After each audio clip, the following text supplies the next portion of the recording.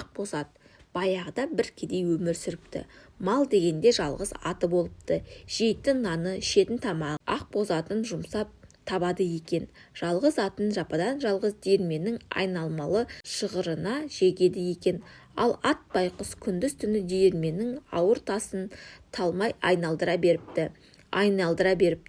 Өмірі бітпейтін бұл ауыр жұмыстан қажып, зықысы шыққан ат бір күні қожасына: «Ей, менің қайырымды қожам, басқа жұрт диірменнің тасын айналдыру үшін 2 ат жегеді. Сен мені қосаққа жекпей, неге ылғи жалғыз жегесің?» дейді. «Диірменнің ауыр тасын айналдырам деп қабырғам қайсады, омыртқам майысады.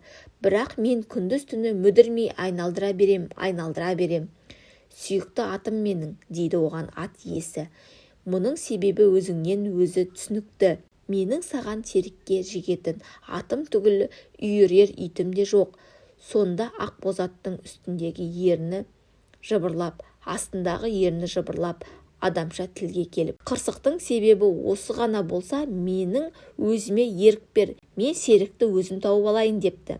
Кедей байғұс атын сол замат босатып, өзінің қалаған жағына жіберіпті. Ақбоз ат алған бетімен жүгіре беріп, жол жүргенде мол жүріпті. Жүре күтпеген жерден бір түлкінің ініне көзі түсіпті.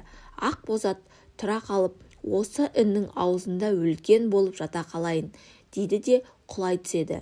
Бұл інді 3 күшігімен қарт ана түлкі мекендейді екен. Ең кішкене күшік інінен тысқа шыққысы келіп, іннің шығар аузына келе қойса, серейіп ағарып жатқан атқа көзі түседі. «Тыста қар жауған екен ғой», деп ініне қайтып кіріп кетеді. Күшік қайтып келіп анасына: «Ой, қазір тысқа шығуға болмайды, қар жауып қалыпты», дейді. «Қандай қар?» деп қарт түлкі таңырқап қалады. «Уақыт әлі жаз емес пе? Сен үлкенсің ғой, барып қарап біліп келе қойшы», деп ана түлкі ортаншы түлкісін жұмсайды. Ортаншы күшігі барып, іннің аузында жатқан ақбоз атты көреді. Ол да ізінше қайтып келіп анасына: «Расында тысқа шығуға болмайды екен, қар жатыр», дейді. «Ол неғылған қар жаз ортасында жауған», деп таң қалған ана түлкі: «Сен барып біліп келші», деп ең үлкенін жұмсайды. «Сен кішілердей емес, бәрін көріп жүрсің ғой, не нәрсе екенін анықтап білші», дейді. Ін аузына ең үлкені барады, бәрін көреді, кішілердің айтқанын бұл да айтып келеді. «Бала баланың ісі шала», дейді де ана түлкі өзі кетеді. Тысқа шығады, бәрін өз көзімен анықтап көреді. Тыстағы қар емес, қар деп жүргендері серейіп өліп жатқан ақбоз ат екен. Мұны қалай алыстау апарып тастауға болады екен деп түлкі ойланып қалады. Көмекке балаларын шақырады. Төртеулеп итеріп көреді, бірақ ат орнынан қозғалмайды. Қарт түлкі көп ойланып, басын ауыртып тұрмастан жүгіріп қасқыр досқа барады. «Қасеке, мен сізбен бізге жететін ет тауып келіп тұрмын. Ет болғанда қандай ет? Өліп талып ініме дейін сүйретіп жеткізіп ем. Ініме кірер де емес, сияр да емес. Мен ойлап саған айтуды мақұл көрдім. Ал енді сол олжаны сенің апаныңа әкелейік. Мүмкін сенің апаныңа сияр, ол. Бірге бөлісіп жерміз», дейді. Қасқыр досының сыйына ризалық білдіреді. Бірақ ішінен: «Ет менің апаныма келсінші бір, онан соң түлкінің аузына бір жапырақтай тигізбеспін», деп ойлап қояды. Бұлар ат жатқан жерге келіп жетеді.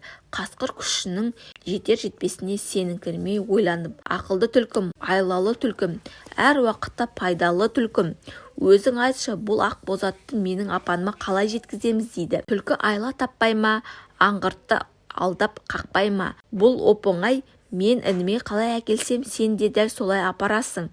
Мен құйрығыма құйрығын байлаймын да, өрді, сайды дегенім жоқ. Көзді ашып жұмғанша алып келдім.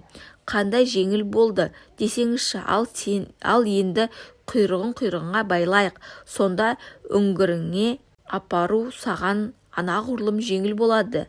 Түлкінің сөзіне сеніп қалған қасқыр: «Қалай тамаша болған, ал ендеше құйрығыма құйрығын мақтап байлай ғой», деп көне кетеді.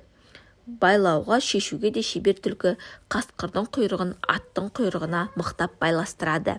Енді 40 жыл қырғын болса да шешілмейді. Тарт Қасекем, дейді түлкі. Қасқыр бар пәрменмен тартып береді. Бар күшін салып тартқаны сонша құйрығы құймышағымен шым етіп үзіліп кете жаздайды.